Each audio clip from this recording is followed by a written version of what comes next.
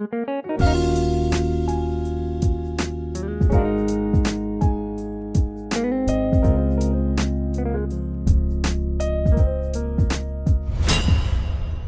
Video उन लोगों के लिए है जो कि सीए, सीएस, सीएफ या किसी भी कंपटीशन एग्ज़ाम की प्रिपरेशन कर रहे हैं और उसके लिए उन्हें बहुत ही लंबे ड्यूरेशन तक पढ़ना है। तो ये 5 चीज़ें आपको हमेशा ध्यान रखनी है जब आप किसी भी एग्ज़ाम की प्रिपरेशन कर रहे हो। इन 5 चीज़ों को मैं निमोनिक देता हूँ। गो मिस्टर फियरलेस। गो से मेरा मतलब है goal. You must set an goal. Goals are of 2 types. We all know that you have to set short term goals as well as long term goals. So in short term goals मेरा ये मतलब है कि आपको daily target set करने हैं, आपको weekly target set करने हैं। लॉन्ग टर्म गोल्स में आपको मंथली टारगेट सेट करने हैं और एग्जाम के एक दिन पहले आप क्या करने वाले वो भी टारगेट सेट करना है। सो अगर मैं आऊँ शॉर्ट टर्म गोल्स पे, तो आपको ये पता होना चाहिए कि नेक्स्ट डे आप क्या करने वाले हैं। जब आप सोने जा रहे हैं तो you must prepare in your mind. आपको ये तैयारी कर लेनी कि कल आप कौन सा सब्जेक्ट पढ़ने वाले हैं, दिन के कितने कितने घंटे में आप कौन कौन सा टॉपिक पढ़ने वाले हैं, ये सब आपको तैयार करना है। मैं ये नहीं कह रहा हूँ कि आपका जो टारगेट है वो हमेशा अचीव होगा, बट ट्राई करो कि वो मोस्टली अचीव हो जाए। 80%, 85% भी अचीव होगा, then you are good enough. इसके बाद मैं बात करूँ स्पेसिफिकली अगर लॉन्ग टर्म गोल की, तो लॉन्ग टर्म गोल से मेरा मतलब है कि आपको ना सिर्फ एग्जाम ओरिएंटेड, आपको लाइफ में क्या करना है उसके भी गोल आपके बैक ऑफ द माइंड में होने चाहिए। अगर आप सीए पास कर लेंगे तो व्हाट आर योर गोल्स, वो भी आपको बैक ऑफ द माइंड में, उसके बारे में दिन भर सोचना नहीं है, बट यू मस्ट नो कि आपको किस फील्ड में जाना है, क्या करना है। 5 ईयर डाउन द लाइन आपको क्या क्या चीज़ें अपने अंदर चाहिए, क्या स्किल्स आपको अडॉप्ट करनी है। तो ये सारी चीज़ें भी आपको पता होनी चाहिए कहीं ना कहीं, क्योंकि दुनिया का कोई भी एग्ज़ाम हो वो सिर्फ आपका नॉलेज टेस्ट करता है इन दैट पर्टिकुलर डोमेन। वो आपकी लाइफ का डिसीजन नहीं लेता है। लाइफ आपकी अपनी है, that is very broad thing. तो आपको लॉन्ग टर्म गोल्स भी बना के चलने होंगे साथ में, but focus more on short term goals. जब आप अपने शॉर्ट टर्म गोल्स अचीव कर लेंगे तब आप सीए भी क्लियर कर लेंगे या सीएस, सीएफ जो भी आप कोर्स कर रहे हैं वो क्लियर कर लेंगे, then you have to go towards your long term goals. Second is mental health. These 5 months और 6 months और 3 months जो भी आपके पास टाइम अवेलेबल है उसमें आप अकेले पढ़ने वाले हैं। Try to get yourself away from any negative news, या फिर सोशल मीडिया आप ले लो, उन सब चीज़ों से आपको दूर करना होगा खुद को। ये बहुत ज़रूरी है क्योंकि आपके पास जो है टाइम लिमिटेड है, लेकिन करने को 1000 चीज़ें हैं। लेकिन you have to decide your priorities कि आपके लिए अभी इस टाइम पे क्या ज़रूरी है। तो उस एग्ज़ाम की प्रिपरेशन के लिए आपको ये देखना है कि क्या क्या आपके लिए इंपॉर्टेंट नहीं है, उसको आप थोड़ा डिले करिए। ऐसा नहीं कि सोशल मीडिया आपको ज़िंदगी भर हाथ नहीं लगाना है, because human being is a social animal. तो कहीं ना कहीं आपको सोसाइटी से भी कनेक्टेड रहना है। I am just saying you, जब आप एग्ज़ाम की तैयारी कर रहे हैं तब तक के लिए, उन 3-4 महीनों के लिए, उस टाइम पर अगर आप खुद को सोसाइटी से, सोशल चीज़ों से दूर कर लेंगे तो इससे आपका करियर भी बनेगा और आपकी सोशल लाइफ भी अच्छी होगी। तो आपको करना क्या है, आपको जो भी इंस्टाग्राम है, फेसबुक है, इन सबको हटा देना अपने फ़ोन से।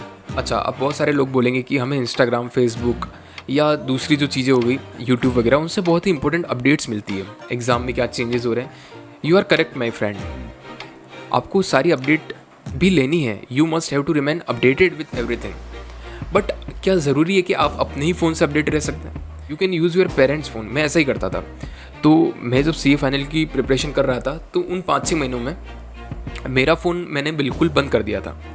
What I have done is that, मेरे जो इम्पोर्टेंट फ्रेंड्स थे या जो मुझे लगता था कि उनसे मुझे ज़रूरत है या फिर उनको मेरी ज़रूरत हो सकती है, तो उन लोगों के नंबर मैंने मेरे मदर के फ़ोन में सेव कर लिए थे और उनको भी शेयर कर दिए थे। तो मैं व्हाट्सएप, इंस्टाग्राम या फिर यूट्यूब वगैरह सब एक्सेस करता था, लेकिन फ्रॉम माई मदर्स फ़ोन। उसका फ़ायदा ये होता है कि एक तो आप अननेसेसरीली आपके पेरेंट्स का फ़ोन आप दिन भर यूज़ नहीं कर सकते। सेकंड थिंग इज़ दैट आप रेलेवेंट चीज़ें देखेंगे जब आपके पास लिमिटेड टाइम होता है मोबाइल यूज़ करने के लिए। तो ये 2 फ़ायदे मुझे हुए और आई थिंक यही सबके लिए सूटेबल रहेगा कि आप अपना खुद का फ़ोन अवॉइड करिए इस टाइम पे। इसके अलावा आप नेगेटिव न्यूज़ से भी दूर रहिए। सोसाइटी में क्या हो रहा है, क्या नहीं हो रहा है, बहुत सारी नेगेटिविटी भी आपके आसपास, बहुत सारी पॉजिटिविटी भी है। इट डिपेंड्स ऑन यू, आप क्या एक्वायर करना चाहते हैं अपने अंदर। आप जो एक्वायर करेंगे आपकी थिंकिंग वैसी बनेगी और वही रिफ्लेक्ट करेगा आपकी मेहनत में। तो आप अगर पॉजिटिव चीज़ों को देखेंगे तो पॉजिटिव बनेंगे, दैट इज़ द ट्रुथ। तो इसके लिए मैं बोलता हूँ कि आप सिर्फ पॉजिटिव न्यूज़ को देखें। अच्छा, मेंटल हेल्थ के अंदर मैं ये भी बोलता हूँ कि मेंटली आपको डिप्रेशन, एंग्जाइटी ये सब भी कभी कभी होगा बीच में, but you have to look at long term goal again, जो पॉइंट नंबर 1 था उसकी तरफ देखना है और आपको ये रियलाइज़ करना है कि आपका लॉन्ग टर्म गोल क्या है और आप लाइफ में आपका पर्पस क्या है। अगर वो आपको क्लियर होगा कि मुझे सीए बनने के बाद एक ये चीज़ हासिल करनी है, ये कुछ स्किल्स मुझे एक्वायर करनी है, या मुझे इस कंपनी का सीईओ बनना है, आपके और भी गोल्स हो सकते हैं अदर देन सीए, उस टाइम पे आप लॉन्ग टर्म गोल को देखकर अपने आप को संभालेंगे, उस डिप्रेशन एंग्जाइटी से बाहर लाएंगे। ऐसे टाइम पे आप अपने पेरेंट्स को अप्रोच कर सकते हैं या अपने फ्रेंड्स जिनके साथ आप अपनी चीज़ें शेयर करते हैं उनको अप्रोच करिए, उनको अपनी बातें बताइए, उनके रूटीन जानिए, उससे आपका मन हल्का होगा and you will get a direction in your life. इसमें एक और इम्पोर्टेंट चीज़ ये है मेंटल हेल्थ में, you have to believe yourself, believe it. एक बहुत ही अच्छा कोट मैंने पढ़ा था कि if you believe that you can do a particular thing you are correct, and if you believe that you can not do a particular thing you are again correct. अगर आपको लगता है कि ये चीज़ आप कर सकते तो आप सही है, और अगर आपको लगता है ये चीज़ आप नहीं कर सकते तो भी आप सही है, क्योंकि क्या आपको लगता है वो सबसे ज़्यादा इम्पोर्टेंट है। जो आप सोचेंगे वो आप करेंगे। तो बिलीव इट कि आप सीए तो कर ही लेंगे, ये आपको बिलीव करना पड़ेगा। Now third thing is routine, set a daily routine, वो सबसे ज़्यादा इंपॉर्टेंट होता है। इसमें डेली रूटीन में बहुत सारे स्टूडेंट्स ये पूछते हैं कि हमें रात में पढ़ना चाहिए दिन में। मुझे लगता है कि ये बिल्कुल इररिलेवेंट क्वेश्चन है, क्योंकि ये बड़ा ही सब्जेक्टिव मैटर है कि आपको दिन में पढ़ना चाहिए रात में। It depends on person to person. इसमें मैं आपको एक एग्जांपल देना चाहूँगा। 3 टाइप के लोग होते हैं, एक होते हैं बियर, एक होते हैं डॉल्फिन, एक होते हैं लायन। जो बियर होते हैं वो रात को पढ़ते हैं, दिन में सोते हैं, रात को पढ़ते हैं। उनका रूटीन ऐसा होता है कि वो रात को ज़्यादा प्रोडक्टिवली अपना काम कर सकते हैं। दूसरे जो लोग हैं वो है डॉल्फिन। डॉल्फिन दिन भर आलस में रहती है, दिन भर सोती रहती है, रात को भी सोती रहती है। तीसरा जो एनिमल है वो है लायन। लायन दिन में एक्टिव रहता है, रात को सोता है। तो ये 3 टाइप के लोग होते हैं। आपको क्या बनना है ये आपको डिसाइड करना है, लेकिन आपको डॉल्फिन तो बिल्कुल भी नहीं बनना है, because dolphin is someone who is lazy all the day. वो आपको नहीं बनना है। आपको लायन बनना है या फिर बियर बनना है, रात में पढ़ना है, दिन में पढ़ना है, दैट इज़ योर कॉल। आपको जो ठीक लगता है आप करिए, अनलेस एंड अनटिल वो आपकी फिजिकल हेल्थ को इफेक्ट ना करे। ध्यान रखना इस बात का, physical health is very important जब आप लंबी पढ़ाई कर रहे हो। अच्छा, हमारे पास 24 आवर्स का एक साइकिल होता है। उस साइकिल में हो सकता है कि आपको दिन में ज़्यादा प्रोडक्टिविटी आती हो, रात को कम आती हो, तो आपको दिन में पढ़ना चाहिए। या फिर हो सकता है आपको रात को ज़्यादा प्रोडक्टिविटी आती तो आपको रात में पढ़ना चाहिए। आपको खुद को डिसाइड करना है कि आपके लिए क्या बेस्ट फिट है। और वो कैसे आप पता कर सकते हैं? आप कुछ दिन में पढ़ के देखिए, कुछ दिन रात में पढ़ के देखिए। आप देखिए कि आपकी प्रोडक्टिविटी, आप ज़्यादा घंटे कब टिक के बैठ सकते हैं, कब आपको पढ़ के वो चीज़ें याद रह रही है। एनालाइज करो खुद को। 7 दिन में पढ़ के देखो, 7 दिन रात में पढ़ के देखो, फिर देखो कि यार कहाँ ज़्यादा प्रोडक्टिविटी निकल के आ रही है। Accordingly you have to decide. 4th thing जो आपको ध्यान रखनी है वो ये है fear. Fear is very important. Fear आपको मोटिवेट करेगा हमेशा पढ़ने के लिए। फियर किसका हो सकता है? फियर आपके फेलियर का फियर आपको हो सकता है। 1 साल मेरा बर्बाद ना हो जाए, ये आपको फियर हो सकता है। फियर और क्या हो सकता है? आपको ये फियर हो सकता है कि यार इतनी बड़ी फीस आपकी लग रही है एग्ज़ाम में, वो बर्बाद ना हो जाए। Fear can be of any kind, but वो फियर आपको मदद करेगा, हमेशा मोटिवेट करेगा। बट ऐसा नहीं उसको लेके आपको बहुत सीरियस हो जाना है कि यार नहीं हुआ तो फिर ज़िंदगी बर्बाद है, वो सब नहीं होना चाहिए। दैट देन अगेन, अगर आपके दिमाग में ऐसी चीज़ें आती है तो आपको अपना लॉन्ग टर्म गोल याद करना है और सोचना है कि मेरा लॉन्ग टर्म गोल क्या है लाइफ में, लाइफ को लेके मेरा क्या मोटिव है, मैं क्या करना चाहता हूँ, उसको याद करके आपको फिर से नॉर्मलाइज करना है खुद को। Then fear is very important for survival. Survival के लिए कैसे इंपॉर्टेंट होता है? अगर हमारे अंदर फियर नहीं होता then we could not survive in this universe. अच्छा, क्योंकि हमें फियर है कि अगर हम फायर को टच करेंगे तो हम जल जाएंगे, इसीलिए हम जिंदा हैं आज। सो fear is something which is keeping us alive. तो इतने लंबे टाइम तक जब आपको पढ़ना होता है 5-6 महीने, तो fear is very important to keep you alive. तो आपकी एनर्जीज़ को अलाइव रखने के लिए फियर इज़ वेरी इंपॉर्टेंट। अच्छा, लॉर्ड कृष्णा भी यही कहते हैं कि you should see your fear. वो आपको फियरलेस बना देगा। कैसे? जब आप अपने फियर को देखेंगे और उसकी तरफ काम करेंगे उसको ओवरकम करने के लिए, तो आप फियरलेस बन जाएंगे। और ये यहाँ से अगर मैं आपको पढ़ाई से लिंक करूँ इस चीज़ को, तो जब आप अपने फियर को देखेंगे कि यार अगर मैं एग्ज़ाम पास नहीं कर पाया तो मेरा 1 साल वेस्ट होगा, ज़िंदगी का 1 साल वेस्ट होगा जहाँ मैं बहुत कुछ कर सकता था, वो आप देखेंगे फियर अपना। फिर आप ओवरकम कैसे करेंगे? आप देखेंगे कि मेरे पास 5 महीने बचे हैं और अभी भी सब कुछ मेरे हाथ में है। नाउ अब आप अपना प्लान बनाएंगे और उस प्लान को अच्छे से एग्जीक्यूट करने का ट्राई करेंगे। कोई दूसरा ऑप्शन आप खुद के लिए छोड़ेंगे ही नहीं। तो जब आप अपना 100% देंगे तो आपकी चांसेस जो होगी सक्सेस की वो बढ़ जाएगी।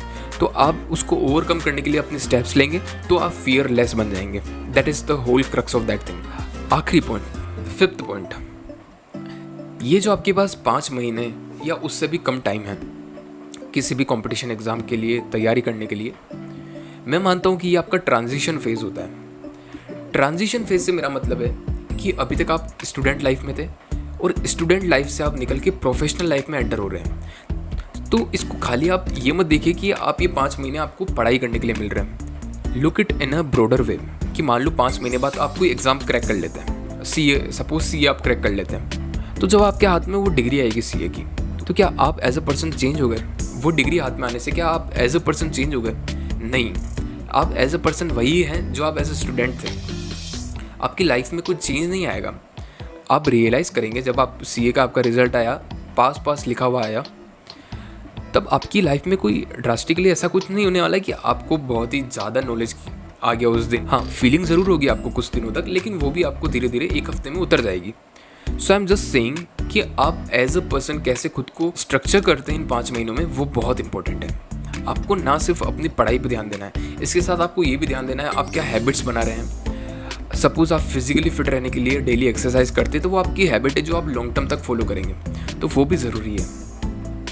इसके अलावा आप फैमिली वालों के साथ, फ्रेंड्स के साथ थोड़ा बहुत किस तरीके से इंटरेक्ट कर रहे हैं, वो भी इंपॉर्टेंट है। और हर एक चीज़ को बड़ी ब्रॉड नज़र से देखना है कि उसका लॉन्ग टर्म इम्पैक्ट आप पे क्या होगा। और इन 5 महीनों में आप खुद को पहचानिए, क्योंकि आपको ऐसा मौका दोबारा नहीं मिलेगा जब आप अकेले में होंगे। 5 महीने खुद के साथ आप टाइम बिता रहे होंगे, तो इन 5-6 महीने या जितना भी टाइम आपको एज अ बहुत ही बड़ी अपॉर्चुनिटी देखना है, क्योंकि आपको फिर से कभी ऐसा टाइम नहीं मिलेगा। आप अपनी लाइफ में फिर से बिजी हो जाएंगे, आपके आसपास हमेशा लोग रहेंगे।